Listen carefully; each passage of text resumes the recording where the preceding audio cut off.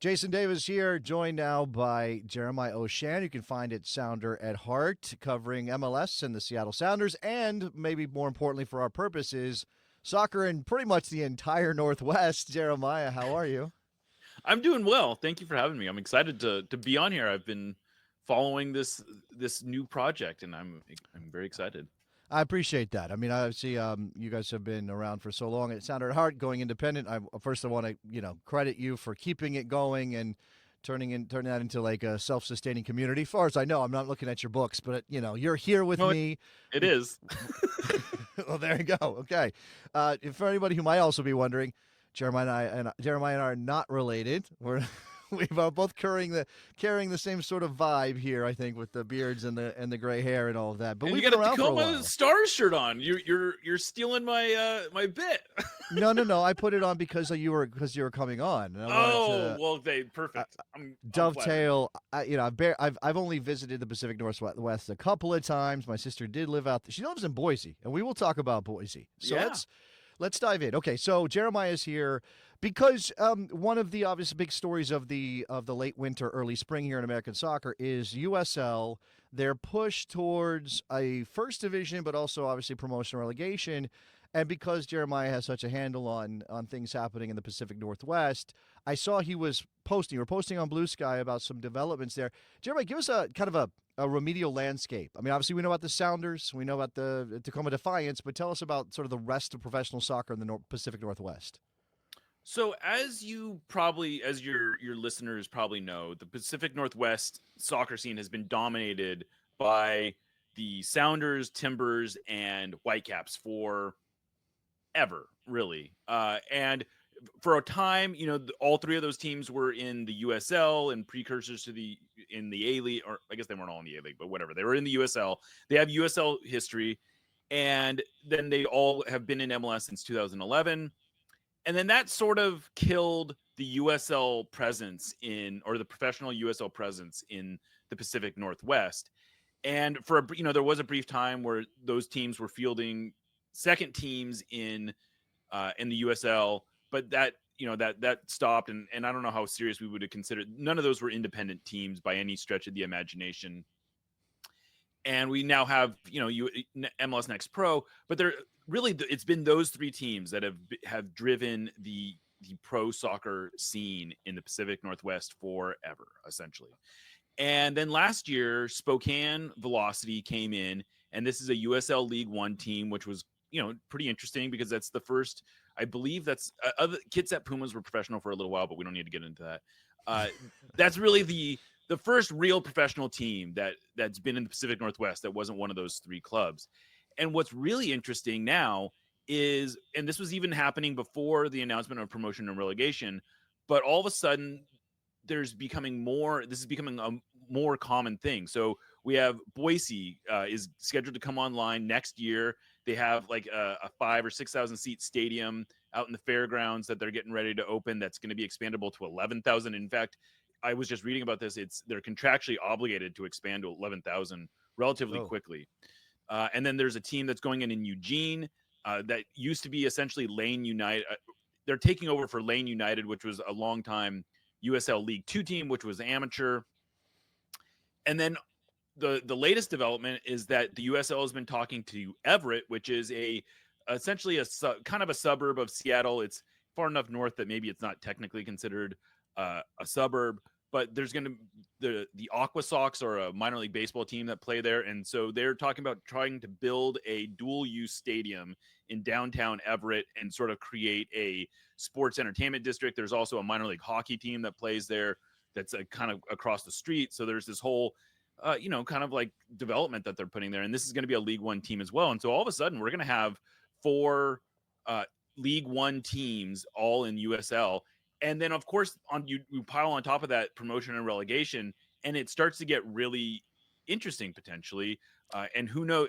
There's also like seven. I take it back. There's like nine USL League Two teams, I believe, in the Pacific Northwest right now. Seven of them are basically in the Seattle area. So it's becoming a really dense area for USL. frankly. Yeah, that's fascinating. I mean, obviously, if you know the history of the Sounders and the Timbers, particularly, but you throw in the Whitecaps and sort of how MLS leveraged the rivalry between those three clubs, Sounders and Timbers, more so, hotbed comes to mind. Now, this is actually more sort of evidence of there being a hotbed, if indeed there is the demand here. And I guess, Jeremiah, that's sort of my question: the underlying demand. When we talk about expanding professional soccer in America, and I love the idea, it's always the question is, will these be self-sustaining teams? Will they be able to last? Because we've had so many teams come and go throughout history. So before we dive into sort of how USL is setting these teams up and maybe what the ambitions of these clubs will be, and maybe other amateur clubs in the area, if they see an opening to go pro, does it feel like these are truly well thought out, planned, potentially, clubs that can establish themselves in these areas and maybe grow enough of a fan base that we're not thinking in 5 years, oh, remember the Everett, whatever they were? I mean, I think it's a absolutely fascinating question, and I should, just before it goes out of my mind, I'll add that in Victoria has a team as well in the Canadian Premier League, and there's a Vancouver Canadian Premier League team. So that's two more professional teams that are playing in the Pacific Northwest. But anyway, how sustainable is all this? I bring those up because, Victoria is an example of a team that's, even though it's a small market, they seem to be drawing okay. Spokane is sort of similar, where they sort of had a stadium project that they were able to latch on to, and apparently that's an expandable facility that they have there in Spokane. Spokane is a growing city. It's out on the eastern side of Washington, well outside of really the traditional Seattle market, although those two, and there's kind of a east-west rivalry between, that's kind of based around Washington State and the University of Washington, and so it is sort of a separate market out there. And the Boise there's a funny story. Way back when the Sounders were talking about launching a second team, Boise got brought up as a possibility of where they might be able to locate it. And apparently there was a soccer community in Boise that got word of this and spammed the Sounder at Heart poll, and ended up being like the most popular poll we had ever run by many multitudes. And so I guess there's a soccer community out. I bring it up just because apparently there's a soccer community out in Boise. And so I don't know how sustainable all this is. It feels, what Spokane is doing at its current level feels sustainable. At the same time, they had I saw their attendance for their last home game, I think, was only like 1,900. So that's a little bit of a red flag potentially, right? But 1,900 for a lower level professional soccer league is not the worst number in the world, right? I don't know how sustainable all this is, and I think that's going to be that's a real question, because I mean, like, the Sounders definitely suck up a lot of the attention for the men's game, especially in the Seattle area, and so the Sound and I think the Timbers do the same thing in the Portland area, but I don't have a great sense of how sustainable it is, partly because it's just relatively untested at this point. Those are decent sized markets. Spokane does not have any competition really for professional sports.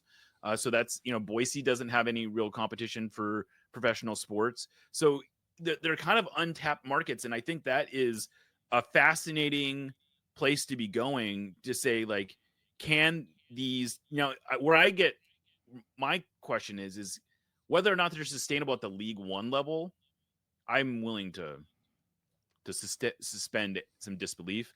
But what happens when those are Division One teams? And this is, the devil is in the details when it comes to Spokane, 1,900, limited stadium size, whatever it is, and if they win promotion. Now, I imagine that, and while there are some general rules around, or some guidelines on spending just because of the nature of the business, I'm sure that the thought would be, well, a team like Spokane might not spend enough to be promoted from League One, or I don't know. I'm just kind of speculating here as to what kind of the market may take care of itself in a way. It totally might. And I think that that's a totally legitimate perspective. At the same time, Spokane was in the championship game in their first year in League One last year.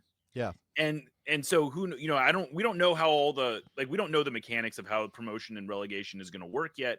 And in fact, there's we're years away from potentially knowing how this settles in and all of that.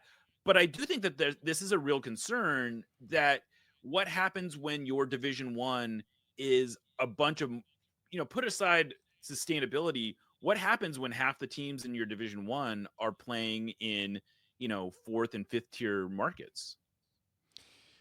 Yeah, I mean that's that again. This is why when we talk about what USL has decided to do, there's a level of cynicism that kind of comes naturally if you've covered the game in this country for any length of time, because it does come to, okay, how do they put together a saleable television package if they can only point to markets that, let's be honest, have 150, 200,000 people in them, right? And then again, that's great for the romantic elements of what we want in this country from a professional soccer standpoint, but it rubs up directly against the reality of running the business.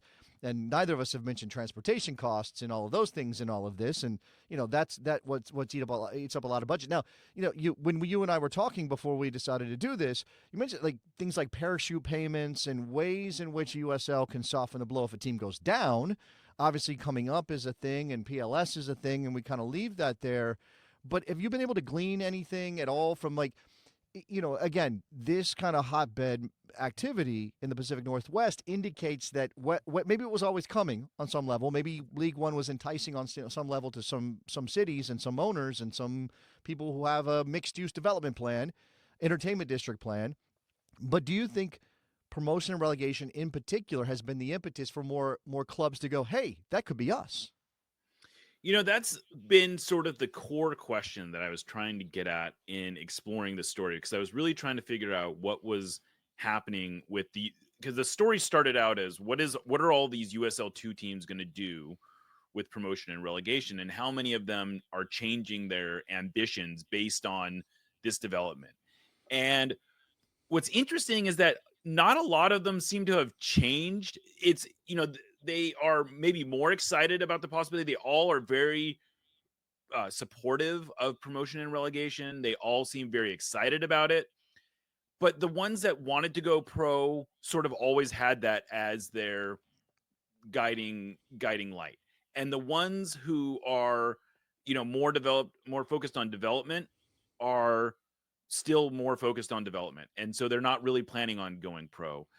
There are a couple other teams who are a little bit more opportunistic about this, in that they, for instance, I'll give you an example. And the big club here in this level is Ballard FC. They're drawing like 1,500 people for essentially amateur games. They play in a neighbor, essentially a neighborhood park that has some grandstands. But they're drawing, they have this exciting beer garden that they've set up. They only play 8 or 9 home games a year over the course of the summer, but they're able to get people out, and people get excited about it. And they have a really nice little sustainable operation going. But you introduce promotion and relegation to this, and their minds do start going like, oh, well, this is, maybe we can go bigger with this. Maybe we can, level up. And so, like, for instance, in Seattle, there's a stadium so Memorial Stadium is the stadium that's right in Seattle Center next to the Space Needle. And they're in the middle of renovating the stadium.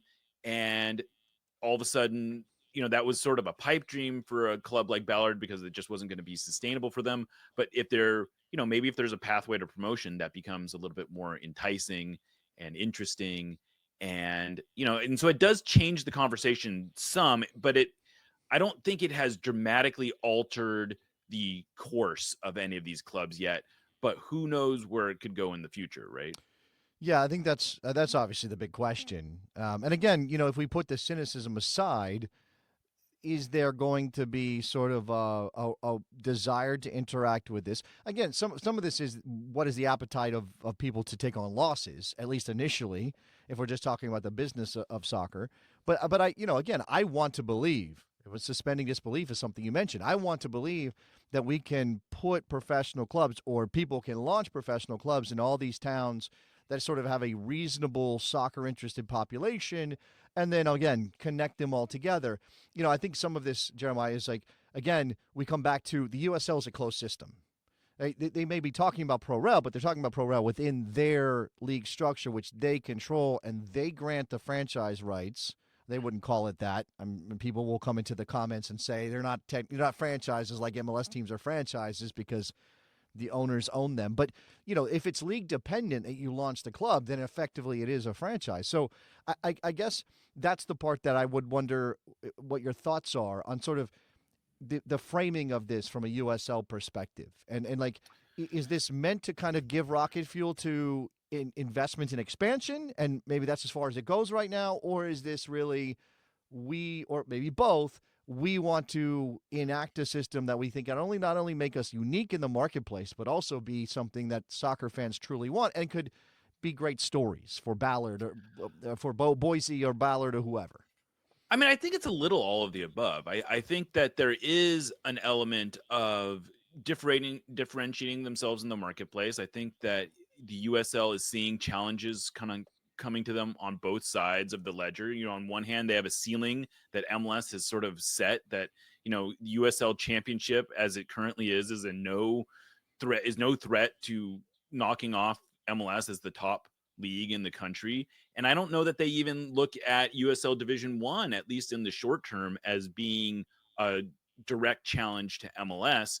But on the other, MLS does create a ceiling for them. And then on the other hand, they're competing at even the youth level with MLS, who has MLS Next, and they have, they have their own clubs, and then MLS Next Pro is obviously effectively a direct competitor with USL League One. So I think it makes sense from a business standpoint, from a very pragmatic standpoint to me, for USL to look out into the marketplace and say, how can we differentiate ourselves from the people that have obviously way more money and are more established in a lot of ways? And that's to create this system of promotion and relegation. And if fans react to it, it could be a real game changer. But on the other hand, I do think there is some, there's another, I don't know if it's cynical or not, but I do think that it's a way of getting people in the door and saying like, hey, you can buy in at this lower level. You can buy in for relatively cheap for a League One team. And who knows, in a few years, you could have a team that is competing with some of the biggest clubs in this league who knows may end up being some of the bigger clubs in the country. So Right. I don't think it has to be one or the other. I don't think it has to just be cynical. I don't think it just has to be pragmatic. It doesn't just have to be pie in the sky, but it can be sort of all of these things. And that's part of what I think makes it so exciting from a somewhat neutral observer is I think if you've been following the sport for as long as you and I have, you have been hearing about promotion and relegation from probably before we even really got involved in it. And it's been always this thing that's been going in the background. And I think almost all of us say, yeah, that's a fascinating experiment. We wish someone would run it without necessarily taking down the whole system with it.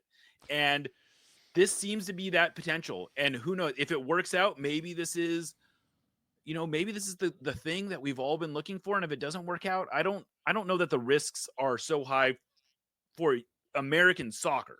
Now, are there risks for the USL and for the people who are buying in? Absolutely. But it doesn't strike me as an existential crisis for American soccer at large.